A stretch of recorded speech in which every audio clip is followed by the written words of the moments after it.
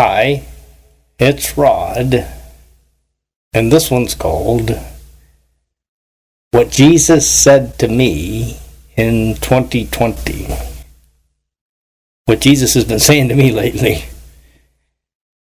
Well, he said to me, know who I am.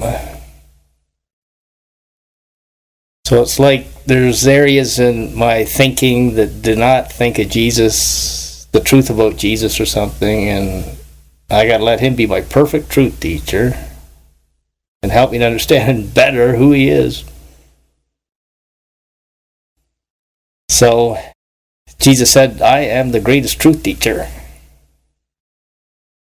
Jesus said, love is the most important thing. Jesus said, love your enemies. Jesus said, let me do it through you. No longer I live, it's Jesus who lives in me. Let me take the punishment for all of your sins. Let me make you as righteous as I am as a gift. Let me give you my joy and my peace for obeying me. Trust in my defense, not your self-defense. Have God defense, not self-defense. Not a gun, God. Jesus said, I control it all, even though it's very evil and suffering. You can't trust Jesus unless you believe he's in control of everything at all times. Jesus said, I need to punish the wicked. It says in Isaiah 13:11, I, the Lord, will punish the world for its evil. Jesus said, don't fear my judgments for the wicked. Jesus said, let me work out your sufferings for your good. Jesus said, try to save souls through my judgments. Jesus said, my heaven will be worth it forever.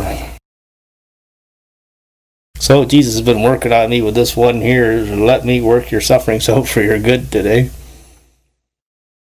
It's like when I wake up, I try to ask Jesus what's best to do, what's best to think now, try to get an answer back, try to obey him to do what he's telling me is best to think or do.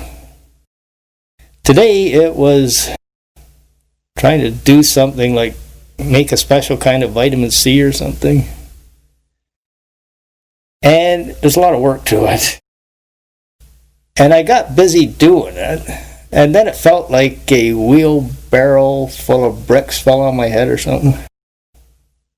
I just felt so tired I could barely move. I felt back pain. I was thinking, I can't do this. This is too hard for me to do. I'm in too much pain to do this. I'll have to do it some other time or something. And so I started getting kind of angry at Jesus that I felt like he told me to make this vitamin C, but I was not able to do it. Where's the power to do it or something? And so I went and laid down and tried to ask Jesus, what's going on? Why do I feel this way? And it's sort of like Jesus said, you're in a spiritual war, Rod. Satan's trying to stop you. And so he started explaining to me how he likes suffering. And he can work good things out of it. It's like when you read the Bible, it's like suffering ever since Adam and Eve sinned. Daniel in slavery, Joseph in slavery, Moses fighting some evil Pharaoh or something. Job being attacked by Satan. Getting everything taken away from him. Sort of like a coronavirus trial today. John the Baptist getting his head cut off. Paul living in a rat-infested prison for 2 years. Jesus going to a cross.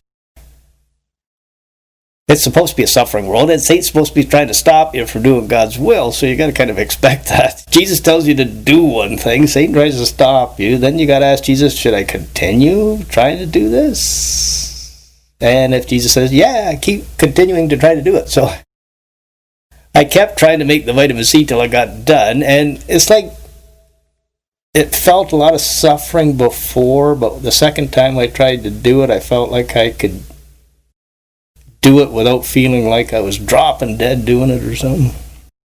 It was like, because I resisted the devil to try to get angry at God about suffering or something, Jesus gave me some strength because I asked him what's going on. He gave me some wisdom. So what God is trying to teach us, or what Jesus is trying to teach us, is that worse suffering's coming. You got to learn to have faith in Jesus to help you through suffering when it happens, so that Satan doesn't get you to apostatize from Jesus when it happens. So it's a bit like a vision I had recently. I was getting into an elevator, and I was all alone, and then all of a sudden somebody comes in real quick in the elevator, and I look over and it's Jesus. And I'm thinking, I wonder what he wants from me, or can I trust him or something? What's he going to say? What's he going to do? I didn't feel so alone in the elevator at that moment. And Jesus came over to me and he said, I love you so much, I died for you. Look at my nail-scarred hands. I want to fill you with peace and joy. And I thought, well, that sounds good. He also said to me, can I see your back surgery scars, Rod? And I thought, okay. So he kind of lifted my shirt up and looked at my back surgery scars. And he says, I really like your back surgery scars. Look at my scars on my hand or whatever. It's like Jesus is saying, I suffer 10 times more than you'll ever suffer, Rod, because I love you that much. I want to be close to you that much. And when I allow suffering in your life, like back pain or other things, it's good for you. And I was feeling so much spiritual peace and joy in that elevator. I thought, I never want to get off of this elevator. I want to stay close to Jesus forever. This is the greatest happy feeling I ever had. And Jesus said something to me like, I'm always with you, Rod. I don't get off the elevator. I live inside you, type thing.